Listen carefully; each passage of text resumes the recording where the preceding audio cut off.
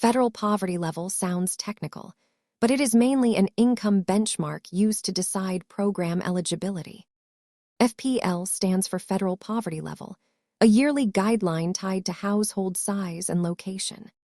When a rule says 100% of FPL, it means income equals the official baseline for that household.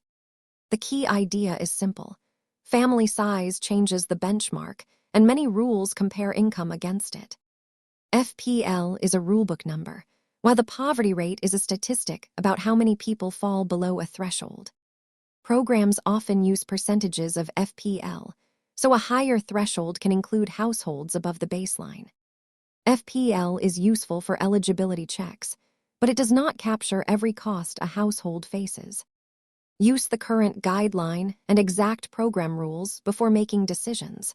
This is educational content, not financial advice.